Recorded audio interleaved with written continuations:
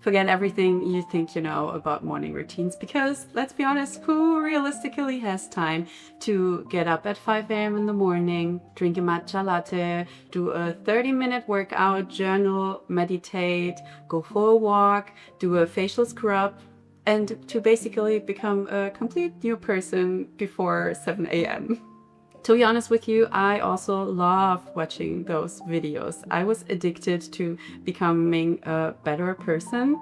But as a mom of 2 kids, working full time, running a household, and managing life in a foreign country, this is just not realistic for me. But of course, we all still want to live a structured, intentional, and good life that works towards our goals. So today I want to show you my very German but very productive and very cost-effective German morning routine. Every habit in my morning routine that I'm going to show you has at least one purpose.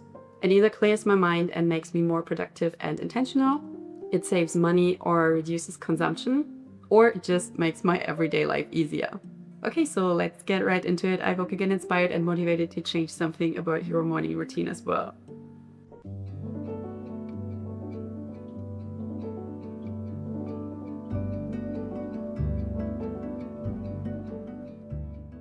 The first thing I do every single morning is to wake up at the same time. Not because I love getting up early, believe me, I don't, but because I've learned that my body loves routines more than surprises, and a regular sleep schedule simply makes everything easier because I don't have to negotiate with myself every morning, and I usually wake up well energized and rested after roughly 8 hours of sleep. That way, I don't have to rely on motivation or discipline, but only on simple habits. One thing I stopped doing quite a while ago is reaching for my phone first thing in the morning. It was such an addiction for a long time for me. Actually, I removed all short form apps from my phone completely. If I want to watch Instagram Reels or TikTok or something on Facebook, I have to do it intentionally on my computer. That means my phone stays in airplane mode for as long as possible in the morning, because the very first thing I consume often shapes the rest of my day, and I'd rather start with my own thoughts than somebody else's algorithm. And by stopping to use my phone so much, I stopped comparing myself. As a result, I don't feel the need to buy more stuff to feel better, and I simply consume fewer useless ads and don't compare my small everyday life with the best 50 highlights of other people's lives. The next thing I do is probably the most German thing on this entire list, and it's Lüften. Maybe you've heard of it. We Germans love our Lüften ritual. I open all the windows, or since we moved to America, sometimes I literally open the front door because many windows here don't open the same way they do in Germany. And I think my neighbors think I'm a little strange. Once one of our neighbors actually walked over to our house to check if everything was all right because my front door and my back door was open.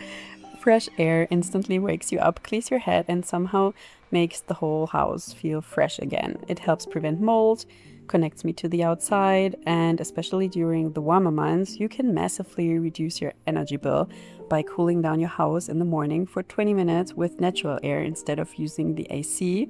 And you don't need to spend money on expensive air freshener scents. This tiny habit costs absolutely nothing and only takes 1 minute, but it makes such a huge difference. While I air out the house, I also make my bed. There's actually scientific evidence that your day is going to be way more productive if you make your bed in the morning. And it's something I learned from a very young age as an important part of my morning routine. I also try to keep my getting ready routine as simple as possible. Honestly, I've never understood why people spend 40 minutes every single morning on hair and makeup. I mean, be honest with me, how long do you need in the morning to get ready? Because I would rather sleep 20 minutes longer than have the perfect hair blowout in the morning. On most days, I'm showered, dressed, and my hair is done, my light makeup is done, and I'm ready to leave in about 15 minutes. maybe 20 on hair wash days. Maybe you've heard of the Pareto principle that you can achieve 80% of the results with 20% of the effort, and that's pretty much what I practice here. During the work week, I always get ready for the day with a nice outfit. I just feel so much more put together and productive when I'm not walking around in my sweatpants and joggers all day.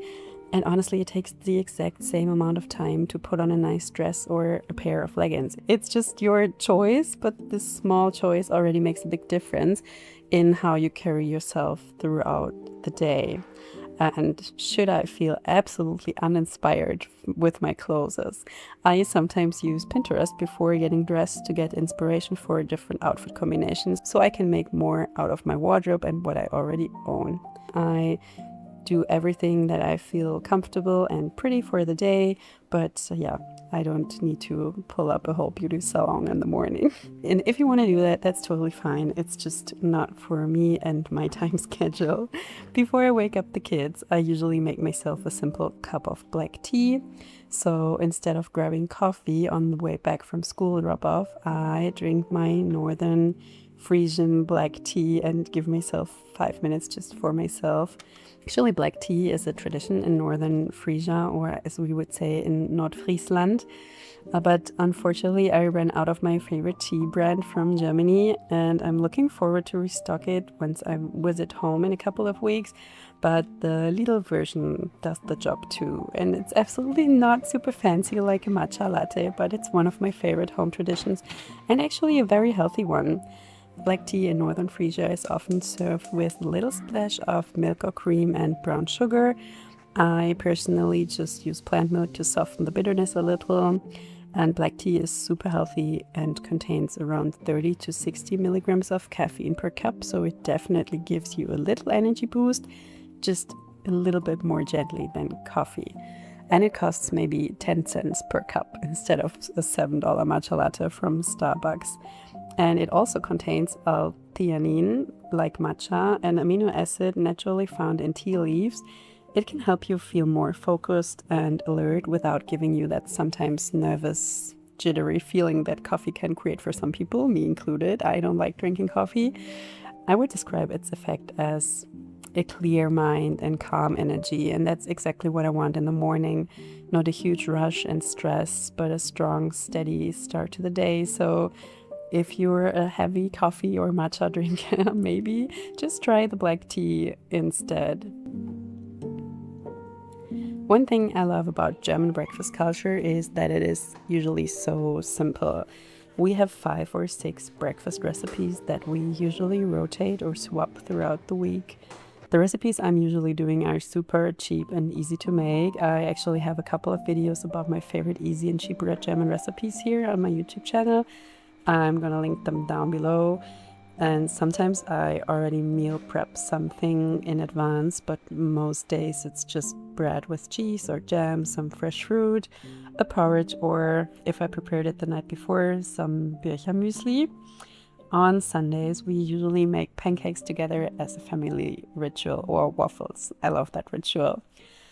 I think one thing I really appreciate about German breakfast is that they absolutely don't have to be spectacular. It's often just basic ingredients with a lot of fiber, protein, and nutrients, and it often costs under $1 per serving.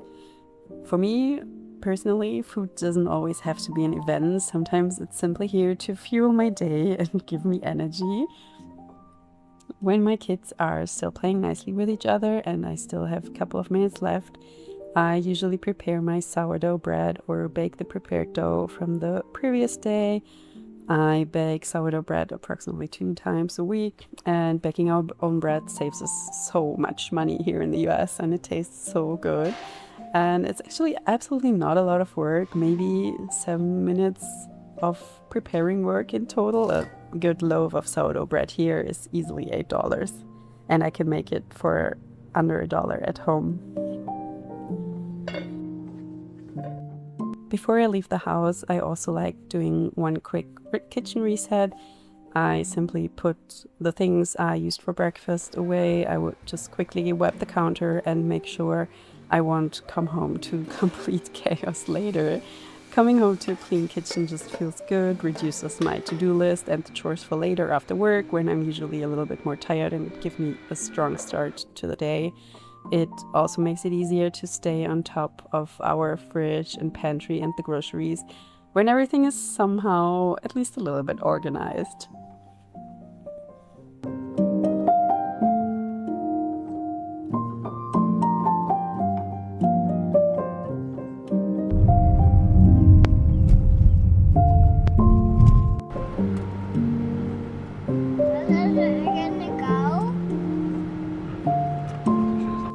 After dropping the kids off, I don't immediately jump into work. Instead, I sit down with my notebook. And yes, it's still an actual paper notebook. It's just a simple merch notebook we get gifted for Christmas as advertisement, you know what I mean? But honestly, it does its job, and I don't want to spend $20 on a cute notebook that I probably won't keep anyway once it's full with my crazy thoughts and notes. And I know that there are hundreds of productivity apps and digital solutions, but there is something incredibly satisfying about physically crossing things off a list. To be honest, my brain just loves it a lot more. It even feels a little addictive to cross things off, and I get so much more productive by switching from digital to-do lists to manual to-do lists, because it also keeps me away from always using my phone when I want to check my to-dos. And so I can keep my focus better because I can keep my phone out of reach. So every Monday, or sometimes also on Sunday evening, I create a rough plan for the week. I realized that daily to-do lists stress me so much out because plans can change, especially with kids. So I needed a little bit more flexibility in my system to not be overwhelmed by all my daily to-dos. So instead, I switched to making a list of things that need to be done this week. So I make kind of a weekly plan instead of a daily plan. And then each morning I choose 3 bigger tasks from the list that really move things forward towards my goals, and 2 smaller tasks that I can fit in between meetings, calls I can make while I'm in the car, or during little breaks, or just minor things that take a couple of minutes. That way I keep an overview of the whole week. I have enough capacities to tackle even the big tasks, while also checking off some of the small things. I simply decide what actually matters that day, what has the biggest effect on my goals, and then I concentrate on doing exactly these 3 tasks properly and thoroughly instead of doing 20 things only halfway. I started to do fewer things intentionally instead of everything at the same time, and then getting overwhelmed and ending up doing nothing at all. When the weather is nice, I do this planning task outside on the porch, or I go for a couple of minutes into our yard or around the neighborhood to think about the priorities for the day. But walking on my walking pad if it's too hot outside or bad weather also helps to get my blood flowing and to get my brain working.